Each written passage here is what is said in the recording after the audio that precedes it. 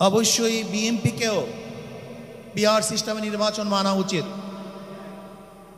সংস্কার চাই। বিএনপি বলছে আমরা সরকার গঠন করে ক্ষমতায় গিয়ে সংস্কার করব। প্রথম প্রশ্ন হলো এই, আগামীতে বিএনপি ক্ষমতায় যাবেন, এই গ্যারান্টি আপনি কে দিয়েছে? আপনি কিভাবে ভেবেছেন যারা 91 থেকে 96 পর্যন্ত ফেল করার কারণে 96তে ক্ষমতায় আসতে পারে নাই, আবার 2001 থেকে 2005 পর্যন্ত দেশ চালাবার কারণে 2008-এ তারা ক্ষমতায় আসতে পারে নাই। 2001-এ বিএনপি ইশতেহার ঘোষণা করেছিল, সেই ইশতেহারের মধ্যে 10% বিএনপি বাস্তবায়ন করতে পারে নাই। এমনকি 2001-এ বিএনপির ইশতেহারের 1 নম্বর শর্ত তারা পালন করতে পারে নাই। আমি বিশ্বাস করি আগামীতে ক্ষমতায় কে যাবে না না যাবে আমি জানি না, কিন্তু বাংলাদেশের জনগণ কোন দুর্নীতিবাজ, চাঁদাবাজ, দখলবাজ, খুনিদেরকে আর ক্ষমতায় নিবে না। বাংলাদেশের জনগণ রক্ত দিয়েছে, জীবন দিয়েছে বাংলাদেশে চাঁদাবাজি করার জন্য নয়, খুন করার জন্য নয়, দেশকে দখল করার জন্য নয়, দুর্নীতি করার জন্য মানুষ রক্ত দেয় নাই, জীবন দেয় নাই। বাংলাদেশের মানুষ জীবন দিয়েছিল, মানুষ মুক্তি পাবে, শান্তি পাবে। আমার গরিব দুঃখী মানুষ ক্ষুধার্ত থাকবে না, বাংলাদেশের একজন মানুষও খোলা আকাশের নিচে থাকবে না, বাংলাদেশের একজন গরিব বস্ত্রহীন থাকবে না।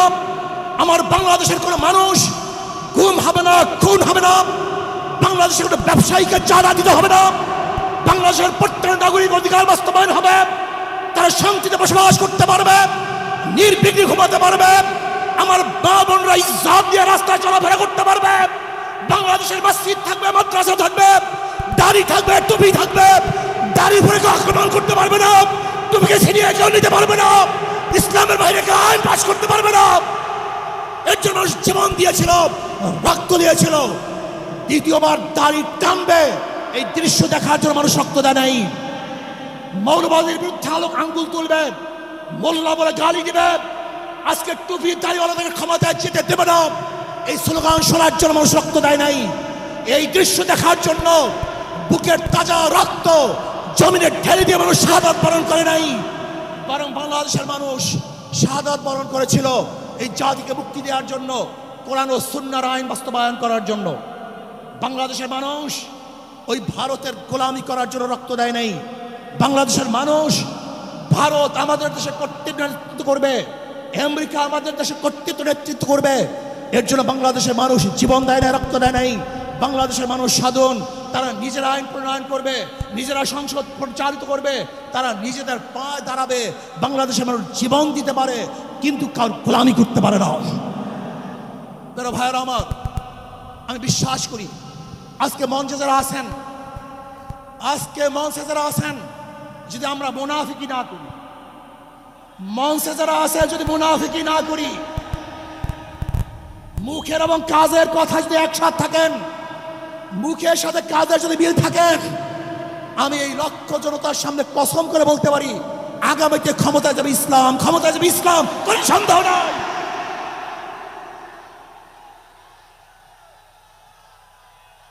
কিন্তু খবরদার যদি মুনাফিকি করি তাহলে এদেশের মানুষ সচেতন হয়েছে, এদেশের মানুষ সব জ্ঞানী হয়ে গেছে। বিশ্বাস করবেন না, একজন রিক্সাওয়ালা, ঠেলাওয়ালা, কুলি মজদুরের বক্তব্য শুনলে আমরা আশ্চর্য হয়ে যাই বাংলাদেশের মানুষ কত সচেতন, তারা কত সচেতন হয়েছে। যদি আমরা মুনাফিকি না করি, যদি আমরা ঐক্যবদ্ধ থাকি, বাংলাদেশে একটা বাক্স ইসলামের নামে দিতে পারি। যেরকম আমেরিকা এবং ওই জারজ ইসরায়েল ইরানের আক্রমণকারী ভেবেছিল মুহূর্তের মধ্যে নিশ্চিহ্ন করে দিবে, কিন্তু আক্রমণ করার পরে দেখেছে ইরানের গুহার থেকে কোথার থেকে বোম মিজাইল চলে আসছে। আমেরিকা এবং ইসরায়েল যেরকম অনুভব করতে পারে নাই, বাংলাদেশের বুকে যদি একটা বাক্স দেওয়া হয়, বাংলাদেশের ঘরের থেকে এমন মিসাইল বের হবে, এমন বোমা বের হবে, গোটা বাংলাদেশ থেকে, গোটা দুনিয়া থেকে ইসলামের দুশ্মনকে ধ্বংস করে ফেলবে ইনশাআল্লাহ। ঐক্য হন, মুনাফিকি করবেন না, একসাথ হন, ঐক্যবদ্ধ হন। এইটা আমার মেসেজ থাকবে। যদি ঐক্যবদ্ধভাবে ক্ষমতার লোভকে সংবরণ করে, আমি ক্ষমতায় যেতে চাই না, ইসলামকে ক্ষমতায় নিতে চাই। আমি ক্ষমতায় যাইতে চাই না, কোরআন ও সুন্নাহকে ক্ষমতায় নিতে চাই।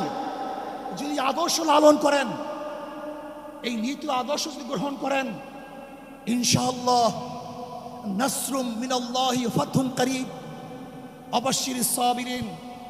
সেই দিন আসতেছে, আমি দেখতেছি, মনে হয় আমার চোখের সামনে আমি দেখতেছি। ওই সংসদের মধ্যে কলেমার কথা হবে, কোরআন ও সুন্নাহর কথা হবে, লা ইলাহা ইল্লাল্লাহ উচ্চারিত হবে। গোটা বাংলাদেশের মানুষ শান্তিতে বসবাস করতে পারবে। জুলুম থাকবে না, অত্যাচার থাকবে না, অবিচার থাকবে না। প্রত্যেকটা মানুষের প্রাপ্তি তাদের ঘরে ঘরে পৌঁছানো হবে। আজকে আমার মা বোনেরা মনে করছে ইসলাম ক্ষমতা আসলে আমাদের অবস্থাটা কি হবে।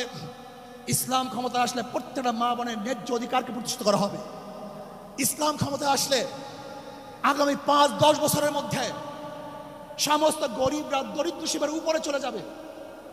ইসলাম ক্ষমতা আসলে 28 লক্ষ কোটি টাকা বিদেশে পাচার হবে না, দুর্নীতি থাকবে না, জুলুম থাকবে না, অত্যাচার থাকবে না, নির্বিচার কোনো মানুষ আর খুন হবে না, গুম হবে না।